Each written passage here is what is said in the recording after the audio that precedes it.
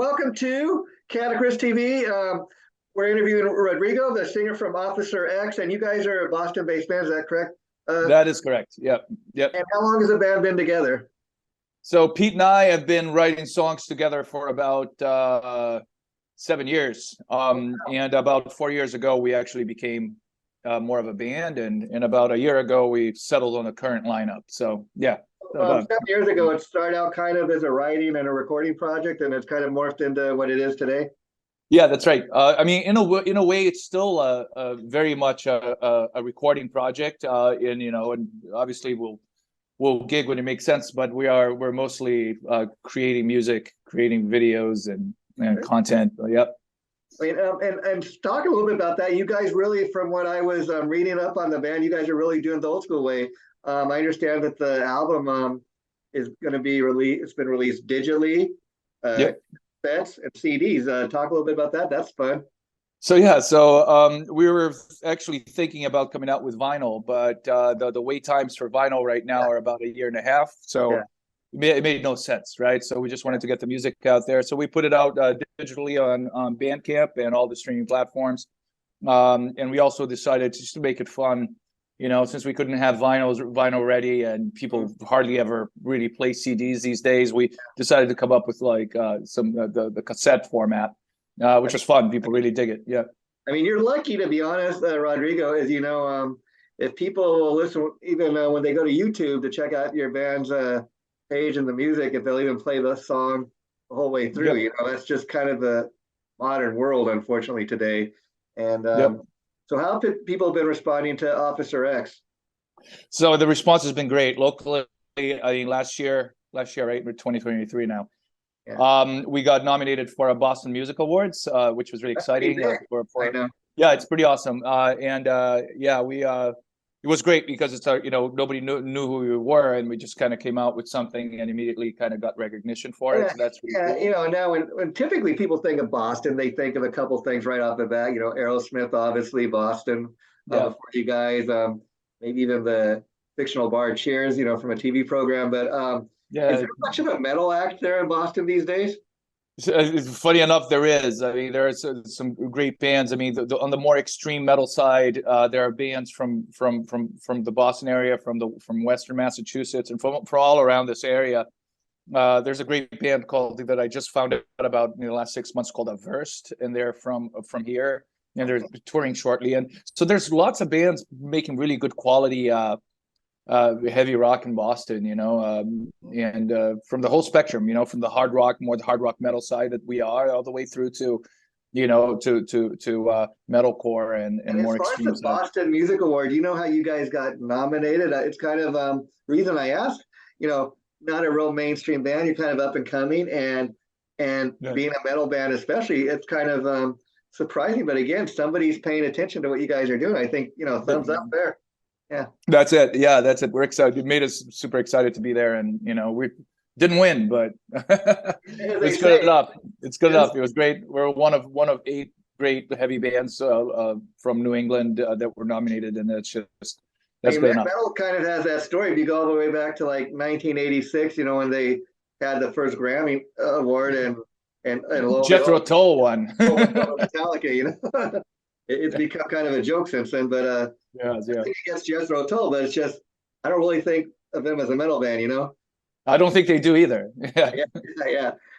And that's one of those times. It's like, well, thank you, but okay, whatever. But thanks for nothing. Yeah. Some of your heroes growing up. I mean, being the frontman, the singer. Who are guys that influenced you to do what you're doing? Man, I think that it all started. I think that the first bands that I really got into, again, it was like the whole like older brother thing, when I have a brother that's 2.5 years older than me, and he wasn't really into this stuff, but he had a friend who would come over. He had older sisters that were really into hard rock, so they came over and they brought like Deep Purple, Made in Japan, and Rush, Exit Stage Left, and like all these like bands, and then I remember that I saw somewhere you know, something about, you know, it must have been some kind of magazine or something, but I saw it was, I think I saw, you know, like the artwork for Iron Maiden albums in Yeah, a I'm magazine right there somewhere. with you. You know, I mean, again, I'll share with you as far as being an old school guy. Partly it's my age, but yeah, I miss the days of going to record stores. I can tell you stories when I was a kid, before I even knew anything about who the hell Kiss or Iron Maiden was. Like Right. seeing, Number of a Beast or Kiss Destroyer, not knowing what it was, and just thinking, you know, I don't know what this is, but this looks so cool. I got to get my hands on this. Exactly, and that's it. And the Number of the Beast was the first album that I picked up with my own money. Yeah. And I actually, just because of the title of the band, I think lots of people did this too. I started that album on side two. Yeah, yeah, yeah. And you know, and the first thing you hear is, you know, that the fake Vincent Price Oh, sure, sure. voiceover, and that just set me off. I mean, after that, he was just like, what, you know, what else could he? So I really got into the whole new wave of British heavy metal thing early on, and you know, anything from Maiden to Priest to Diamond Head to Dio. Oh, wow. To, you know, and Kiss was huge too. I mean, Oh, Kiss sure. was probably the first band I saw live, first like major band I Being a saw Kiss live. fan myself, I got to ask you, initially, what was it about Kiss? Was it more of a look? Was it a combination of the look and the music? As a young kid, I'm sure it was the look had something to do with it, but really, Superheroes, it's right? like, Yeah, yeah, no, that's, you know, I'm gonna date myself. I don't mind, you know. yeah, yeah. But this but I was there right as Creatures of the Night hit, Hey, which I got to for ask me you, was, if you had yeah, it, if you got the big box set that they just put out, or have you checked it out, or no, no, man, a little bit of I money, have a but mix. I have mixed feelings about box sets sometimes. I usually don't get through it all. It's yeah. very expensive, That's but the only yeah, thing I'll say. Being a diehard Kiss fan, it's a little pricey, but in that case, I didn't mind giving myself a little Christmas present only because good. in this case, I felt like they really you get your money's worth as far as the stuff they pack in the box. And Yeah, I can't really talk, man, because I just spent like $80 on the yeah, on the Number of the Beast down the road, yeah. Beast over Hammersmith vinyl I set. mean, if you're gonna spend some money on something like that, it better be something you really want, you know. Yeah, Um, absolutely, big and, fan. Yeah, and see so that's the thing too. A lot of bands, as you know, don't release not releasing new music, or a lot of bands have a feeling who's buying CDs. So you know what, right, we live on our catalog music we have, go out there and tour, and people come to the shows. That's why, I mean, you guys are kind of in a position where you need to because you're a new band. So of course you need to right. put music out there. But I hope you don't ever get to that point where okay, we got enough albums out. We'll just live off of this because checking out your Uh, videos and that I mean the videos themselves, nice eye candy, visually appealing, look like something you would have seen on Headbangers Ball back in the day, you know. right, that's the Um, idea.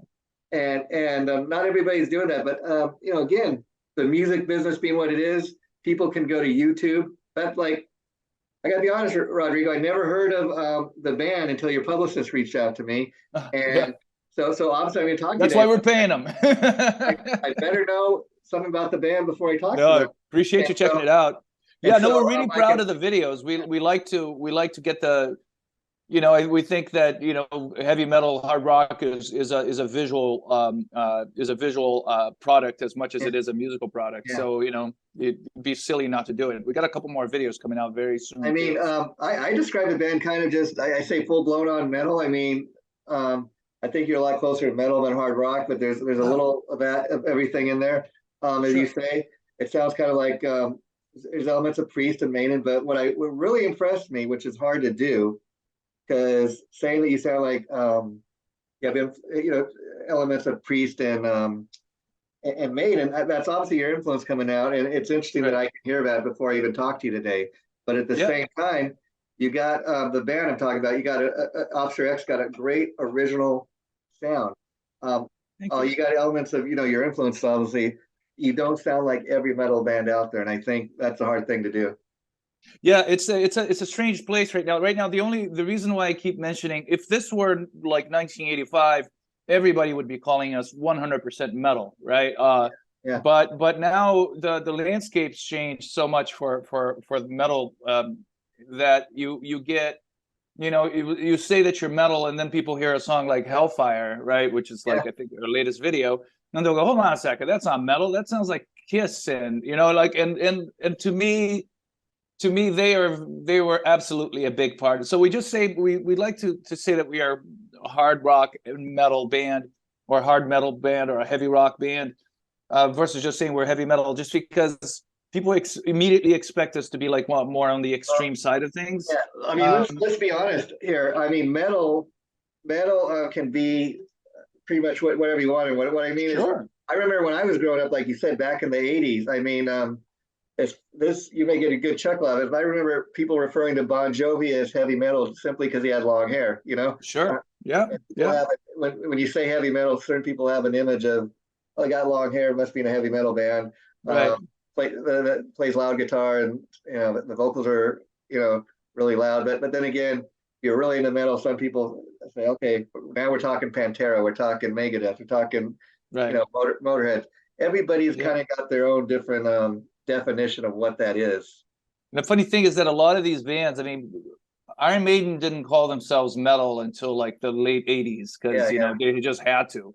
Before then, they were just Maiden, and and Motorhead never called themselves metal, but everybody else does, and I think they're right. But it's like these bands just wanted to play like loud, fast, kind of bluesy rock and roll, and it just turned out to be this thing that I think one of the few bands that always called themselves metal, at least from like 79, 80 on, was Priest.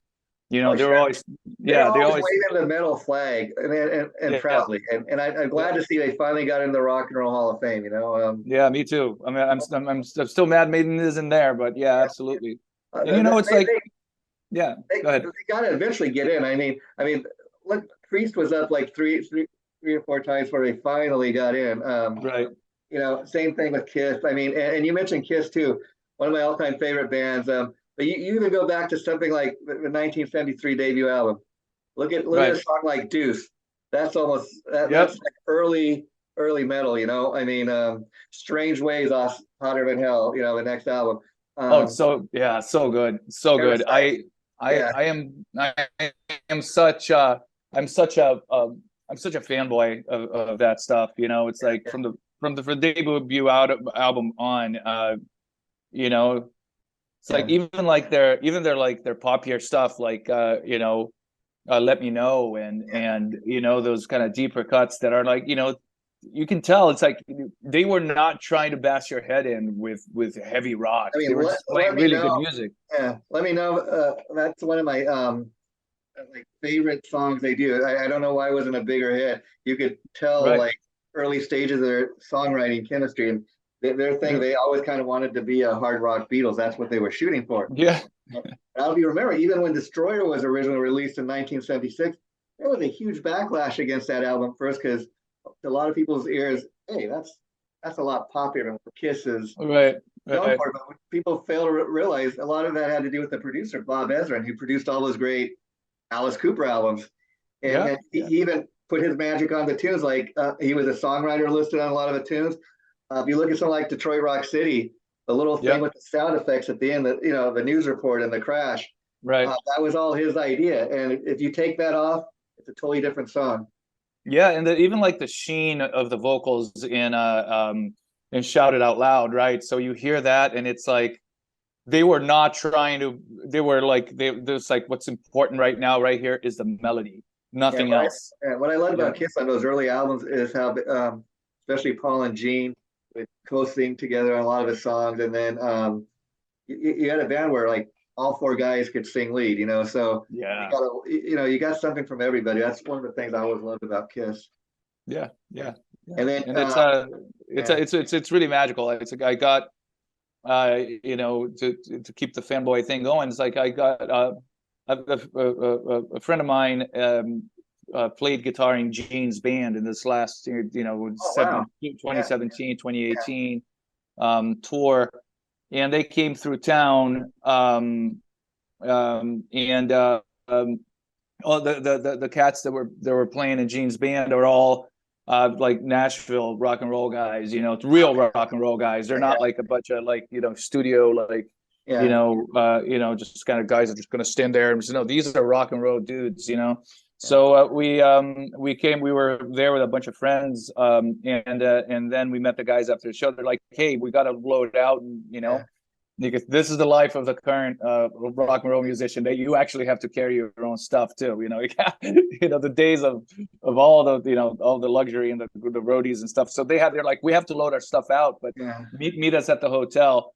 And then we got to the hotel before they did, but when we got there, as we're ordering our beers, Gene Simmons was hanging out in the lobby restaurant, and so he looked over at us and he goes, "You guys look like you're in a band." I'm like, "Yeah, well, you know, we're all in different bands." It was a group of people. It's like, yeah, we're all in bands, you know, but we're all not one band.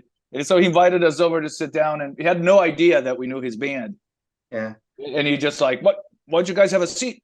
You know, and then join me for dinner. I'm like, so we did that. So people say a lot of things about Gene being a hard ass and all that, but it's not my experience. I think it's a lot of a persona. You know, I mean, I have a cool Gene story too. Is a couple of months back, like August to be specifically of last year, one of his publicists reached out to me and say, "Hey, Gene's doing this thing. He's got called Money Bag Soda. He's coming out with a new soda line of root beer, and and they're promoting it right now. And would you mind doing an interview, you know, with his business partners? They want to come on and talk about it." And so, long story short, I had no idea Gene was going to be part of the call. Neither did the publicist, but he just happened to be around his business partners that day and decided he'd take part in the call. And as a lifelong Kiss fan, I mean, he was just totally down to earth. I thought, wow, what a cool guy.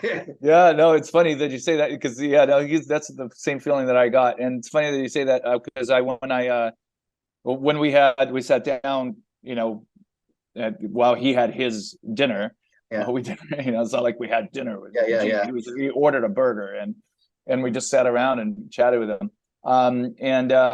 You know, but he kept talking about the soda line, or the soda thing. Yeah, he's telling me you can get them like all 7-Elevens and the Rock and Brews, which is a restaurant him and Paul own. Totally. He's always selling, man. He's always selling. Gene is always selling his stuff. And I got to ask you, as far as Officer X, another thing I always love to ask people is, let's talk about the band's name. How did you guys come with? Because it's quite an original name. I'm sure nobody else with that, you know. So that's the whole idea. Is that we wrote a song. So the last song on our record was one of the first songs we ever wrote. It's called Officer. And so it's not, you know, and it's about. I mean, who knows what it's really about? You know, I wrote it. I don't know, but it's you know, so there's this whole, you know, it's a pretty kind of catchy song, and it's like one of the more hard rocky songs on the album. But you know, so we kept, like, you know, at several points during the song we yell out "Officer," and it just kind of became a thing. And then my girlfriend actually heard that and said, you guys should name the band Officer. And I was like, you know what, placeholder. We'll just call it Officer for now until we figure out something better. And then we went on, and we just we had a few opportunities to play a few shows. It's like, just call it Officer, man, screw it. But then we got to the point that we thought that there was just too much out there under that name. There's some EDM projects out there called that. There's a couple of European bands called that. There's another band in the US called that. So we're like, just put X after it. That's it. That'll definitely make it stand out from all the rest, right? And I was curious if you guys had it. Well, you obviously said you've done some shows, but have you done a lot of them, or you hope to do more? So more and more. This year is going to be the year when we're going to play a lot more. So it took us years to write the first record. So the second record, we are in the process of writing the new tunes right now. So we went straight from one to the other. So because the more shows you do, if you have 2 albums worth of material, then you'll have you have more songs you can put in the set list.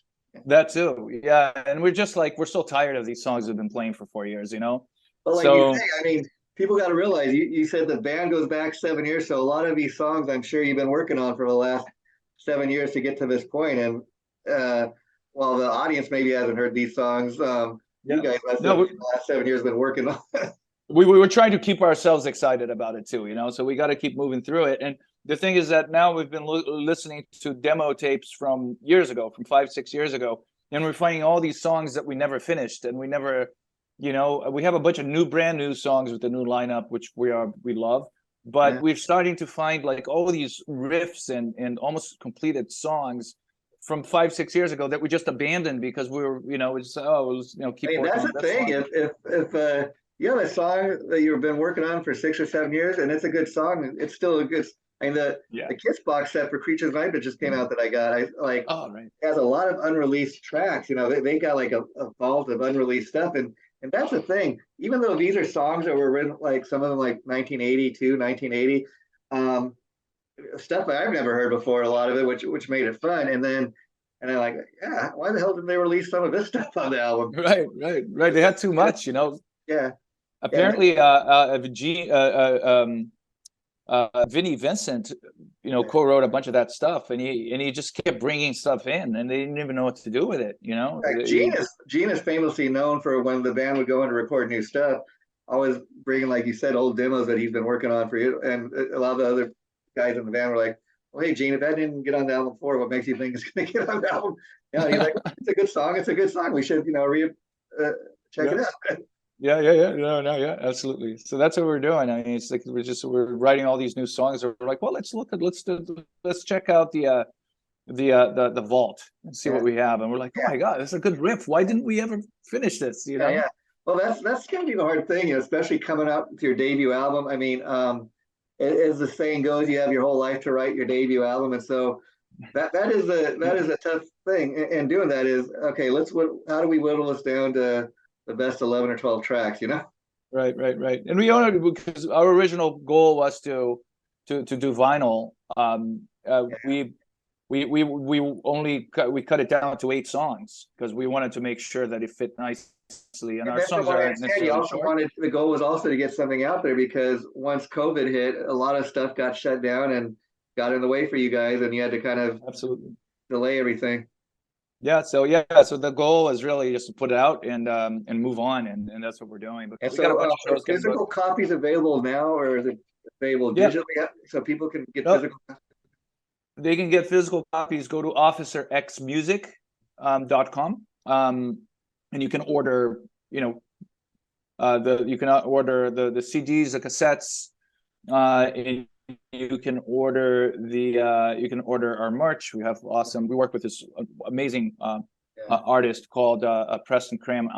I think is out west, and he did our cover art. Right now he's doing the cover art for our next single, which is called The Red Prince. We have a video in the can for that. We're just finishing up with the artwork and all the stuff that's going on with that. So you know, so you can get all that stuff at officerxmusic.com. And if you'd like to buy the album in high quality files, go to our Bandcamp. That's the way to do it. And this may seem like a crazy question, but in regards to the band's name, were you all, you know, because when we were growing up, you know, police officers and that were revered as heroes and stuff, and now a lot of people like to bash on the police for various reasons. Right. But were you at all concerned about having that name, Officer F the Police or whatever? Not really, because you know, frankly, I mean, even when as a kid, I didn't have a great relationship with cops back then.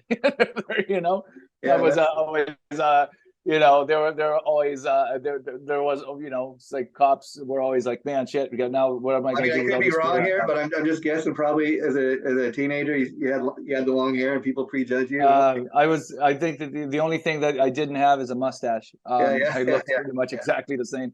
But I had a lot of. I grew up in my teenage years were spent in Los Angeles, so you know there was.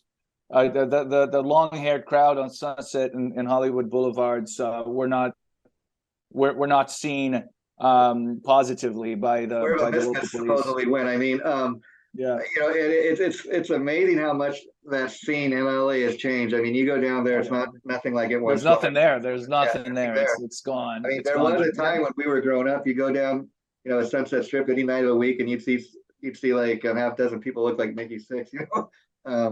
It's just not the same anymore.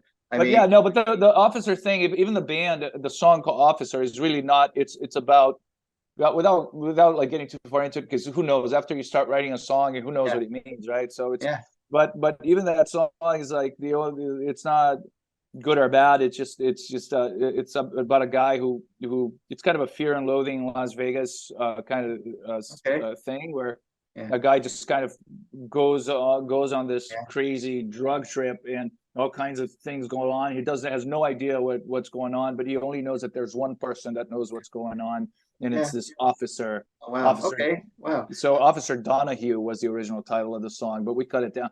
So it's like, it's not good or bad. It's like, if people need to make that association one way or another, then they got too much time in their hands. Yeah, exactly. Now, in regards to Officer X being the name, have you guys given any thought? This just popped in my head as you were saying that, of coming up with like an Officer X mascot, kind of like on the. He is. He's right on the cover of our album, but he's not a. Yeah, he is. But he has nothing to do. He's more like the. So the new song, The Red Prince, that's coming out. He's coming back. On the cover of that album, but he's the guy who's holding all the heads on the cover of our album. And cool. he's like like Ronnie James Dio had Murphy. Okay. He's more of a Murphy kind of guy. He's more Murphy than he's Eddie. Yeah. He's very muscular, and Holy Diver. That's the guy on the cover, Holy Diver. Being a Holy Diver, and all of them, I think. Not all of them. Well, Holy Diver and Last in Line, I think. Yeah. I mean, Last in Line, probably my all-time favorite, only because it's the first kind of thing I heard from Ronnie James Dio. Me too. Heaven and Hell. I mean, love that. Black Sabbath. I love everything, though. And being a Dio fan, I got to ask, have you had a chance to see the Dio movie? I cried. Yeah. It's amazing. I really urge people to check that out, because not only does it tell you the whole story and everything we know and love about Ronnie, but I love the parts where it goes back to the beginning of his career. Like with Ronnie and the Prophets, his hair was short and he was singing like Croner music, nothing like the metal god that we know him to be, But those are his roots, and that's his story. And I love the fact they told the whole story. No, it's great. It's great. They spent plenty of time all the way back, like you said, with Elf and stuff. And it's just it's a lovely story. I'd read the book, so I knew a lot of the stuff that was.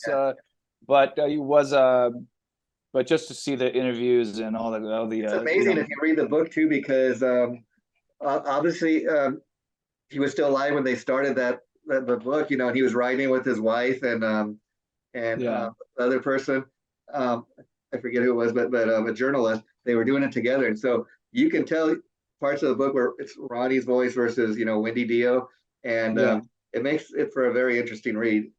Yeah, no, it's great. I should read it again after having watched the. And being a Maiden fan, I got to ask you, because probably like me, probably first a Bruce Dickinson fan, but if you go back and you listen to the first two Maiden albums, they were much more closer to being a punk band than a metal band. It's interesting to see what they kind of became. No, yeah, absolutely. I think that it's to me, Early Maiden is like, Early Maiden is a very interesting band. I think that I came on, I got into Maiden through Dickinson, so I have like that. Yeah. But I immediately from there went back to the first two. Yeah. And I love those albums just as much, until it's almost like a different band. And I read interviews with Steve Harris over years saying that he felt they went as far as with Di'Anno as they could. And once Bruce Dickinson comes in the picture, I guess the possibilities were endless. Right. And that you start, and it's really like you said, it's like it's more of a punk aesthetic, and it's I could totally see like Maiden if they had gone on with Di'Anno. Who knows? I mean, I don't think they would necessarily have been a worse band. You know what I mean? Not a worse, just a different band. Different band. Yeah, but I think that it would have been a super exciting band, because his voice, the sound of his voice is just so unique. Paul Di'Anno's voice is just so unique. Nobody sounds like him. Nobody. So, Rodrigo, as far as the live shows you guys have done, has pretty much been in your local area. Yeah, for the most part. Yeah, we've been playing around here. So anywhere, Massachusetts, New Hampshire, Vermont, We posted any of the videos Rhode and stuff. Island. Have you got any offers to play other states or anything? We do. We actually, this guy was talking about us going to Europe, but again, it has to make sense. Yeah, Sure, sure. none of us are 20-year-old living with their parents, and so we're not going to leave it all behind and go slum it, and just to basically barely Only certain bands can do that. I mean, you take a band like Mr. Big, with featuring the great Billy Sheehan on bass, and they were much popular in like Japan than they ever were in the United States. I mean, they're like the Beatles over there. And I've heard stories where they can do like 4 or 5 shows in Japan a year and they make bank, Yeah, no, that's right. And that's it. I mean, and so, yeah, I mean, if it makes sense for us to play a gig somewhere or do a short tour away from our general area, and if it makes sense, financially as well, but also as what are you going to get out of it? How far is it going to get you? Because I've been in touring bands, been in one touring band that toured the United States several times over many years, and we and it's tough, and we have lots of exposure through guitar. Like you're saying, one of your other band members, he's on tour tonight with his other band, so Right. So so he does stuff locally too. He's a band's called Spring Hill Jack, and they're an awesome ska band. And he goes out and they played some pretty good rooms. Usually East Coast, Eastern Seaboard stuff, but he they go and they do some stuff and then they come home. It's like, I've done 5-week tours, 6-week tours, several of them almost like back to back, and you got to be in it knowing that you're going to play New York in front of 800 people, and you're going to in Boston obviously would sell out whatever we played. But then you're gonna hit Amarillo, Texas, and you're gonna have more people on stage. And then you got to realize too the travel cost and everything, because you guys are doing it independently, right? You're not signed to a label right now. No, and the labels aren't paying for much tour support these days. They just want a piece of your merch. I mean, that's a double-edged sword always. I mean, there was a day, like we were saying at the top interview, where every band had to be signed to a label if you wanted any chance of kind of having any kind of a.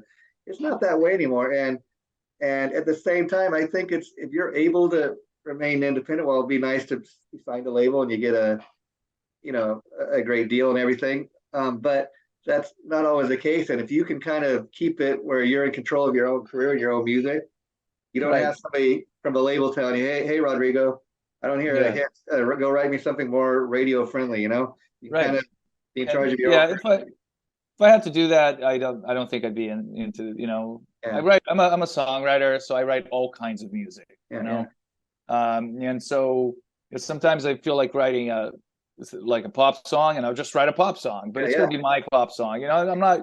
It's like it's whatever influences you, right? I mean, whatever hits you. People say my songs are like a page out of my life.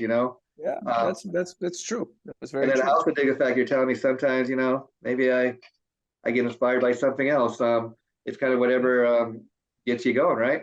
Yeah, no, I read a lot. I read a lot of fiction, and sometimes I'll finish a book and I'll write a song that's not even about the book, but it's inspired by the general feeling that you get from being inside a book for however long, a month and a half, and then you come out of that and you get like this vibe in your head and you have to write a song. Like the first video that we put out, Lady Soledad, that was a story that I created in my head after reading. I don't even remember what I was reading, but I was just like a tale of Count of Monte Cristo maybe. So I was like, it's a tale of revenge. This woman is going to blah blah blah, and in the end, so you just come up with the whole story in your head, and then you have to have an outlet for it, and it just turned out to be that song. So, wow, that's interesting. And in talking about songwriting and having your songs interpreted by people, you kind of dig when people come up to you and they tell you, obviously, not only do they dig your songs, but hey, I listen to this song and this is what I got out, and you're thinking, oh, that's not what it was written about, but I never looked at it that way. Okay, I could see that. Right. Yeah. No, it's great. It's like, we're Pete and I mean, we co-write all the songs, We're very the greatest compliment you can pay us is that, the songs are great. You know what I mean? It's like, if technically we play well, that's great. It's good to hear. And, but we're never going to be the most technically proficient players. We're not like these, like these Instagram super shredders that are going to play like these insane things. To me, that's not the most important thing. I mean, right? Yeah, it's not. There are guys that are great shredders, but I also I've heard people talk, some guitar players talking over years that yeah, that was a great solo, but I hit the wrong note. I wasn't technically precise. Whereas, to me, okay, you maybe hit the wrong note, but if you were getting off on the riff or the audience was getting off, that's what matters, Yeah, and it's funny thing. It's like also, it's like, as you're a Kiss fan. That for years Kiss was, especially in the starting with, throughout their lives, but I think they got a lot more technical when Bruce Kulick got in the band, and they had lots more like shreddy stuff, in riffs that were more demanding and things like that. And you know what? Those songs are great. I love those songs. I love that era. I mean, different. Like my favorite, like a lot of people, my favorite album from the Bruce era has got to be Revenge. But Revenge, they went back to the song. It's their comeback. And I heard Paul and Gene say that they had a talk with Bruce, say, Bruce, you're a great guitar player, but like when we're on stage, you kind of just stand in one spot like a tree, got to move around a little more. And like on Revenge, they said he just kind of came to life, Let it all out. Yeah, no, that's true. But even though that's like all that technical stuff that they did in the mid 80s, up until Revenge and on, what do people remember? I want to rock and roll all night and party every day. That's what they hear. That's what they know. That's what people know. Shout it out loud. Oh shout it out loud. I was made for loving you. That's what people know. That's what people remember. The super diehard fans are going, oh yeah, I love that. That riff. It's really great. It's most of the people are just going, I want to rock and roll all night, party every day. That's all they. And the funny thing about it, if you know anything about the Kiss story, early on, when they decided they were going to do the makeup thing, people at the label, people at the manager tell me, okay, you guys, you got great songs, but the makeup thing, we got to talk about that. You really need to wear the makeup? But then that's the very thing, like when they decided they're going to reunite in 96, going to put the makeup, that's what everybody wanted. It shows you they knew a little something that other people didn't, because I heard Paul Stanley talk over years, they went to see Alice Cooper, and they thought, okay, what that guy is doing is great, but that's just one guy in the band getting made up. We're going to take this to the extreme. It's going to be all four of us getting made up. That's like that. Even like you look at the 1984 album, Animalize. That's kind of much closer to being a metal album than what Kiss was traditionally known for.